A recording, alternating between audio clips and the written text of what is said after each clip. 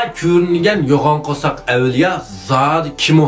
Bu mazmun qiziqadigan do'stlar meni qo'shib olishni unutmanglar. Har ikki sayohat nomli asarda mana yo'g'on qo'saq yalpishlar yejib turadigan bu avliya bir 3 qatim ko'rinishda chiqadi. Lekin bu nihoyat muhim o'rin intayin yuqori chiqadi buni. Endi buning taqdiriga qarab yo'g'on qo'saq avliya dedik. Amaliyotda bu yalon oyoq avliya. Shunga shan deydi. Bu izchil oyoq kiymaydi uchun putlarni yo'g'on yalan ayaklı yürüdü. Şunun için yalan ayak evliya deb ataydık ya bunu. Bu yalan ayak evliya memleketimizin kadimki rivayetleri, Davcav rivayetlerinde nayet köp hatırlangan. Endi bu evliya qarsak Yurun Sultan'ın huzurda hizmet kılmaydı. Şulan böyle Yurun Sultan ordusu çıkıp, da qarga vakitimizde böyle tayşanlar için Hunarchi Pelakshah qatorlarda tizlik yok. Lekin To'g'ash bezmisiga atoatdan taklif qilindi bu avliya. Demak bu erishdi Yurun Sultan xizmat qilmay turib, biroq To'g'ash bezmisidagi mushundaq katta ishga taklif qilinishidirla buning o'rni hurmatining qanchalik cho'ng bir avliya ekanligini bilalaymiz. Endi bu yalon oyoq avliya qanday avliya ekan desanglar, bu xuddi jigonni ko'rgan-ku.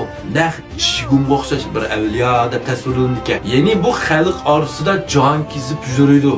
Xalqning orasida jon kezib yurib, kishilarga yaxshilik qildi, yomonni yo'qtidi, yaxshini yo'laydi, hojatmandning hojatini ravo qildi degandek mushtaq bir xalqparvar, fuqaroparvar bir avliya deb tanildi ekan. Bu avliya o'zining 10 ming yil tariqatda tovlagan.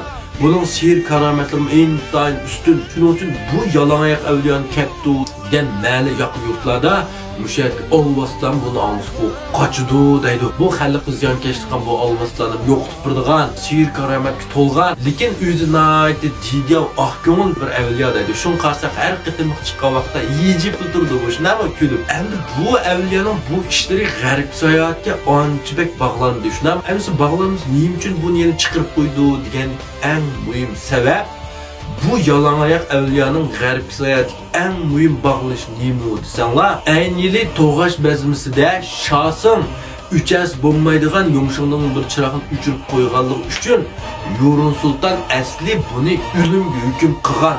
Hech kim ortummagan. Naq shu vaqtning o'zida mush yalan ayak evliya o'ttirib chiqib, Shosimning hayotini tilib olgan, Shosimning gunohini tilab qolgan mush evliya. Şunu olan Yurun Sultan bu evliyanın yüzünü qilib, bu arıq düşkenki bunu yüz verib, Shosimni o'ldirmagan, Aqarqum daryosiga pag'lib atgan xolos.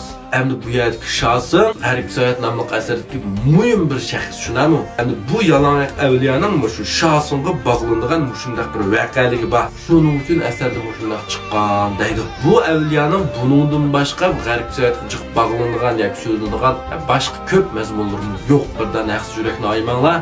Rahmat.